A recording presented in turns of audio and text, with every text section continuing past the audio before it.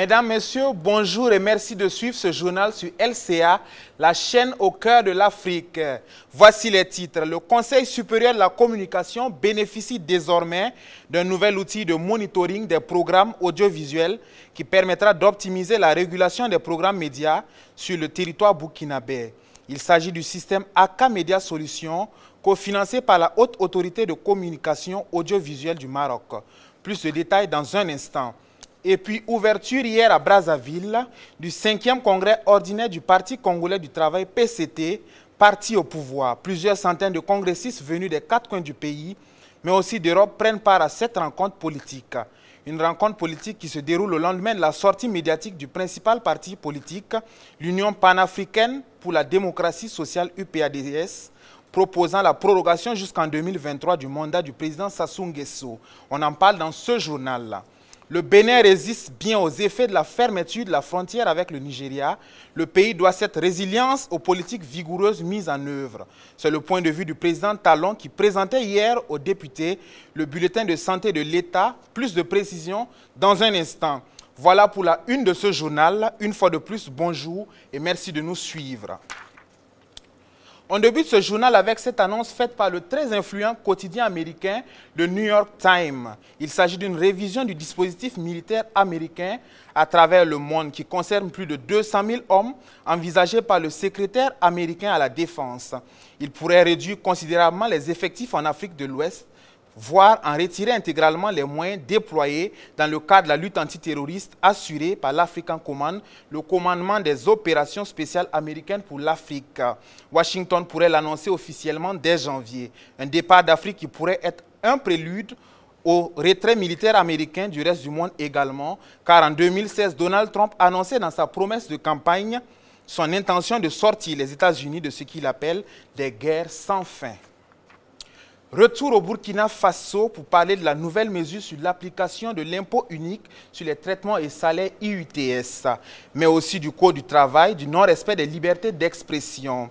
Toutes ces questions ont fait l'objet d'échanges entre le chef de file de l'opposition et l'unité d'action syndicale. C'était hier au cours d'une audience accordée par Zéphirin Diabré et ses camarades. La délégation syndicale a réaffirmé au terme de leur entretien son désaccord concernant l'application de l'impôt unique sur les traitements et salaires et juge esclavagiste la loi sur le Code du travail au Burkina Faso. Benjamin Kwame et Achille Ouedraogo nous font le point. Une fois de plus, l'unité d'action syndicale monte au créneau sur les questions liées à la vie des travailleurs burkinabés. Ce vendredi, l'équipe de l'UAS, conduite par Bassolma Bazié, a déposé ses dossiers sur le chef de file de l'opposition politique burkinabé. En ligne de mire, le projet de loi gestion budget 2020 contenant l'élargissement de l'UITS et l'assurance maladie universelle. Sur ce projet de loi, à l'Assemblée nationale, l'UAS estime que le gouvernement camerounais n'avance rien de sérieux concernant leurs préoccupations, d'où cette rencontre entamée avec l'APMP, puis avec le CFOP en ce jour. Cette visite, premier du genre au CFOP, l'UAS n'est pas allée du revers de la main sur la question du code du travail qu'elle qualifie d'esclavagiste. Il y a le code du travail que nous avons jugé que c'est une loi esclavagiste, qui limite les dommages et intérêts en cas de licenciement, qui plafonne les dommages et intérêts à 18 mois, qui renouvelle le contrat à durée déterminée N fois, qui clochardise le travailleur parce qu'il est placé comme un esclave. Ce qu'on reçoit en son nom, ça ne lui revient pas. Nous ne sommes pas contre le paiement des impôts, tel que le discours sournois qui est tenu en donnant l'impression que les travailleurs ne veulent pas payer l'impôt. Les travailleurs ont consenti à payer l'impôt depuis 1970. L'UAS demande tout simplement que le gouvernement annule le prélèvement de l'UITS sur les primes et indemnités dans le public et le parapublic. Pourquoi? Parce qu'en 2015, nous avons demandé à ce que la TVA qui est prélevée sur les prêts bancaires, vous partez prendre un prêt à la TVA, vous sortez pour consommer encore la TVA, nous avons demandé de l'enlever. Le gouvernement a dit que ce n'était pas immédiatement faisable.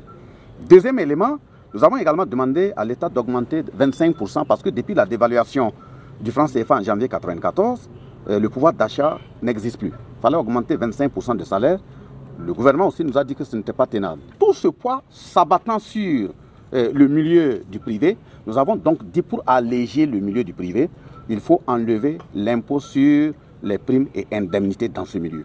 Sur l'assurance maladie universelle et la caisse de dépôt et de consignation, Bassolma Bazié et son équipe disent ne pas être d'accord pour son fonctionnement. On dit on crée une caisse mouta dans l'ombre et on veut reverser les ressources des retraités. Si on ne fait pas attention, dans 2-3 ans, les retraités ne seront pas payés. Et le dernier élément, c'est l'assurance maladie universelle. Donc nous sommes déjà solidaires. Maintenant, si on veut ponctionner sur nos salaires, il faut que ce soit dans la transparence. Combien sera coupé? On entend dans les coulisses que c'est 4 à 6%. Pourquoi? Deuxièmement, le panier, si tu cotises pour ça, quelles sont les maladies qui doivent être prises en charge? On ne connaît pas. L'UAS invite le gouvernement à chercher ses ressources ailleurs, comme aux impôts et à l'Assemblée nationale, et laisser le salaire des travailleurs tranquilles pour ne pas favoriser leur assassinat. Salué par l'opposition politique, cette rencontre avec l'UAS est un bond en avant en ce qui concerne les sujets d'intérêt national. Présent également à cette rencontre, le syndicat national des agents d'impôts et domaines s'interroge: comment pouvons-nous faire une réforme pour soulager les populations et au même moment augmenter l'impôt du citoyen? Pour le SNAID, c'est une duperie de la part de l'État. Le président béninois Patrice Talon était face à la représentation nationale de son pays pour délivrer son discours annuel sur l'état de la nation comme l'exige la constitution béninoise. Économie, agriculture, éducation, sport ou même dialogue politique, tous les sujets sont passés en revue. Et sur l'épineuse question de la fermeture des frontières avec le Nigeria, le président béninois loue la capacité de résilience de l'économie béninoise qui a permis au pays de rester debout devant cette épreuve imposée unilatéralement par Abuja. Je vous propose de l'écouter. Plan socio-économique, la fermeture par le Nigeria, depuis le mois d'août 2019, de ses frontières avec tous ses voisins dans le Bénin, est source de préoccupation. Évidemment, notre pays, champion de la libre circulation des personnes et des biens, salué et célébré comme tel par la Commission de la Communauté économique des États de l'Afrique de l'Ouest, CEDEAO, ne saurait s'accommoder d'une telle situation nuisible aux activités de plusieurs de nos opérateurs économiques. C'est pourquoi mon gouvernement ne ménage aucun effort ni en direction des autorités nigérianes, ni en direction des organismes sous-régionaux pour un retour à la normale. Mais ce qu'il importe de retenir de ce choc exogène, c'est que les efforts de transformation structurelle de notre économie commencent à produire leurs effets. Ainsi, convient-il de comprendre la résilience dont notre pays fait preuve face à cette crise. Désormais, nous savons donc mieux résister aux chocs de cette nature et nous continuerons à renforcer cet acquis. C'est le sens de l'action que mène inlassablement mon gouvernement depuis avril 2016 et qui s'est poursuivie tout au long de l'année qui s'achève. À un an des échéances électorales au Congo-Brazzaville, le Parti congolais du travail PCT, parti au pouvoir, a ouvert hier à Kintélé, près de Brazzaville, son 5e congrès ordinaire. Un congrès qui coïncide avec le 50e anniversaire de ce parti. Le secrétaire général sortant Pierre Ngolo a, à l'ouverture de ce congrès, présenté le PCT comme un grand parti dont l'étendard flotte partout au Congo. Il a ensuite rappelé les principes qui guident le parti depuis sa naissance en 1969, à savoir servir toujours et mieux servir le peuple afin de le conduire à la liberté, à l'épanouissement, au bonheur et à la prospérité dans la justice et la paix. Pierre Ngolo a fait également savoir que le PCT était ouvert à toute offre de dialogue qui s'inscrit dans le strict respect des lois et règlements de la République, surtout en cette période où le débat sur le report de la présidentielle en 2021 semble prendre corps. Après la sortie médiatique du principal parti d'opposition congolais, l'Union panafricaine pour la démocratie sociale, UPADS. Au Maroc, Mohamed Sekaki, un cyberactiviste, a été condamné jeudi dernier à 4 ans de prison pour offense au roi. Ce dernier avait posté sur le réseau social YouTube une vidéo dans laquelle il insulte les Marocains et critique le roi Mohamed VI. Dans cette séquence d'une douzaine de minutes, il s'en prend au monarque dont les discours ne sont suivis d'aucun résultat, pendant que les Marocains souffrent de clientélisme et du népotisme. Une vidéo qui lui vaut toutefois cette peine d'emprisonnement. Et puis dans la même foulée, toujours au Maroc, le journaliste et militant des droits humains Omar Hadi a été placé en détention provisoire jeudi dernier pour outrage à magistrat. Ce dernier, dans un tweet en avril dernier, avait dénoncé la confirmation par un juge d'appel de peine allant jusqu'à 20 ans de prison pour les 42 membres de Irak marocain, un mouvement de contestation sociale qui a agité le nord du Maroc en 2016 et en 2017. Dans son tweet, Omar Hadi fustigeait le juge ayant rendu cette décision, l'appelant bourreau de nos frères et concluant ni oubli ni pardon avec ses fonctionnaires sans dignité, ce qui lui a valu cette condamnation. Une détention provisoire qui a fait l'objet d'un appel de ses avocats ce vendredi 27 décembre, l'appel qui a été rejeté par le tribunal de première instance de Casablanca.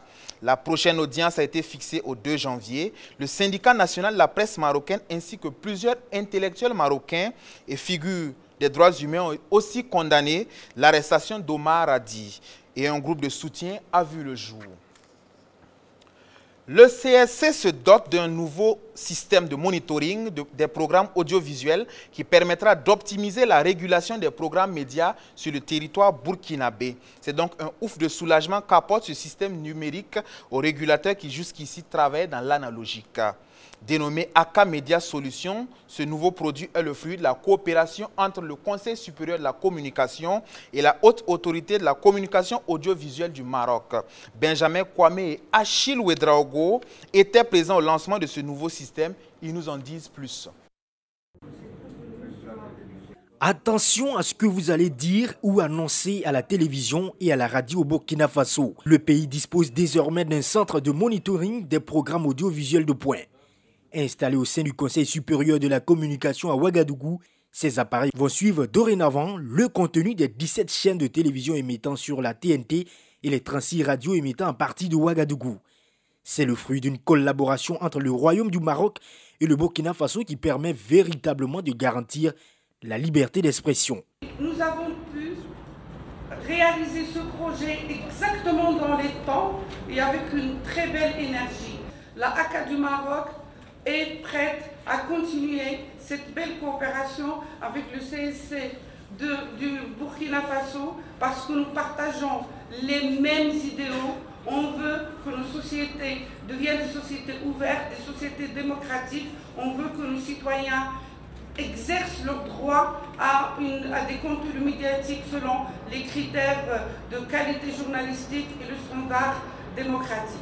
Inauguré ce vendredi, ce centre de monitoring qui est suivi 24 heures sur 24 et 7 jours sur 7 constitue également un défi pour les régulateurs des médias burkinabés. L'un des défis majeurs est la régulation des débats sur les prochaines échéances électorales. Nous avons le volet pluralisme qui est médiatique. Et ce volet est très important quand on sait qu'on rentre dans une année électorale.